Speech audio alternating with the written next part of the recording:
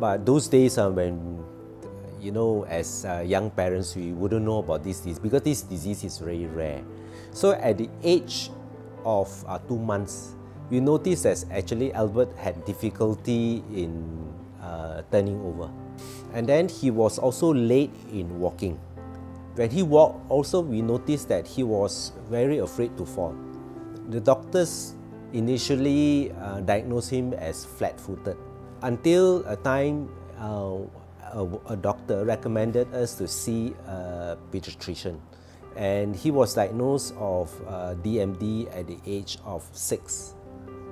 He was our eldest, and we had high hopes for him. So when this kind of diagnosis came as a shock to us. Really great shock to us, you see. And the way the doctors communicated to us was also of no help.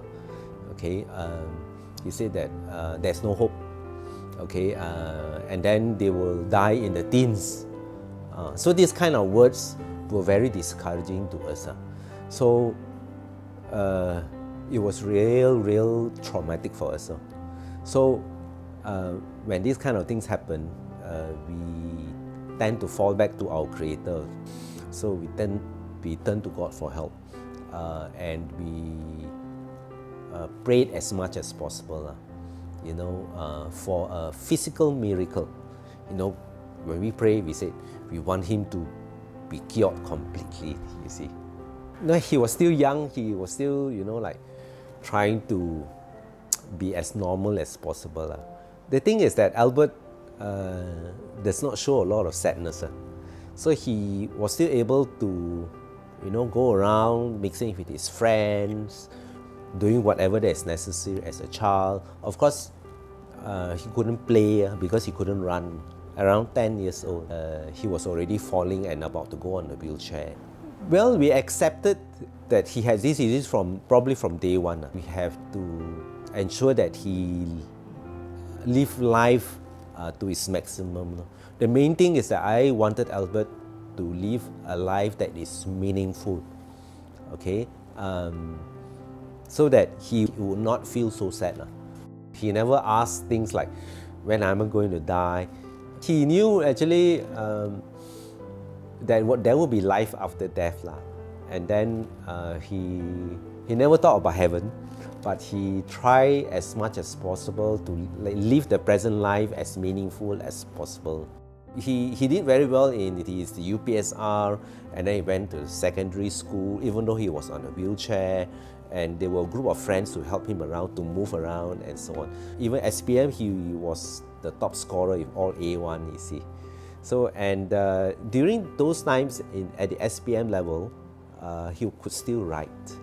It's only at the A level, after the A level, he could not write anymore. He said probably he wanted to give up. He said how to write. He said I can't write for the exams because law is basically writing, you see. Fortunately, University of London, because he took an external law degree, University of London allow people to dictate, you see, using a scribe.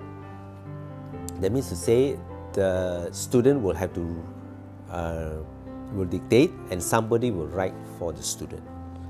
I think probably a year. He showed signs of very serious deterioration. Okay, he couldn't sleep well. He couldn't even actually maneuver his wheelchair very well. Cannot maneuver the wheelchair. Actually, his will to live was quite strong. You know what he wanted? He knew about, actually it was still experimental, on brainwave. You know, brainwave, he wanted to be as independent, he wants to move about in his wheelchair.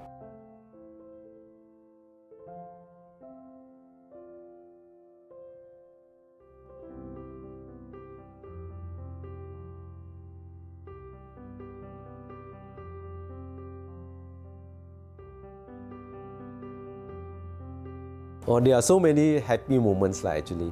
The happiest moment was being able to see him, you know, being able to accomplish whatever he aspired to be. Father's Day, he would actually celebrate for us. He would create cards for us, you know. Those days, he and my daughter would create very nice cards for us. And then those days when he was young, he would write a lot. And then bring all those cards. I still kept some of the cards. Because he was not able to give much, you see.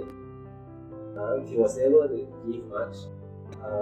He's always like, you know, trying to, like I said, trying to live life as much as possible, making ensuring life is meaningful and enjoyable to him. I went on a journey. Why bad things happen to good people? I said, why is this punishment from God? So it led me onto a journey on the God and the problem of evil. So why is there suffering in this world? Why is it that good people also suffer? Okay, and then evil people or evil goes unpunished. It is kind of a spiritual growth for me. See, I read a lot of literature. I even asked the church leaders this kind of questions.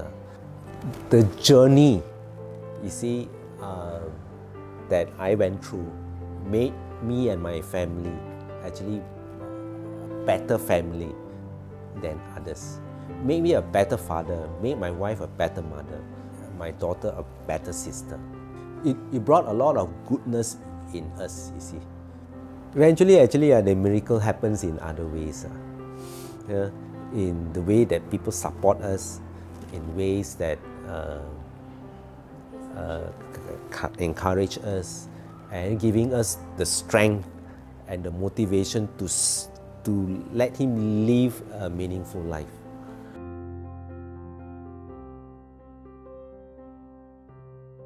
With the families with disability, they need a lot of support, and the family support is very important. Of course, there need to be sacrifices among the family members. Family members need to reach out to the community, relatives, friends, and so on. Without reaching out, sometimes they will suffer, and then it can be very, what shall I say, stressful and frustrated.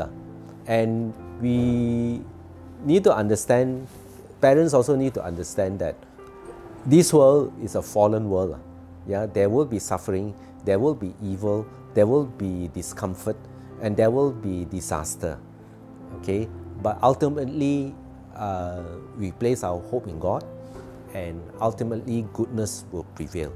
Actually, there's one person whom I admire the most, and to me, she deserves honor, the greatest honor, in actually creating awareness for Duchenne Muscular Dystrophy.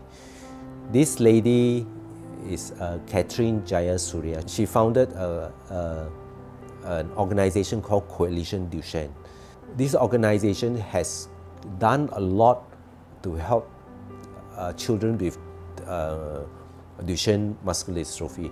They have actually raised funds, and they have gone up to Mount Kinabalu, I think 10 times, to create awareness. Because of her and the organization that she has founded, a lot of people are more aware of Duchenne, especially this Duchenne Muscular Dystrophy.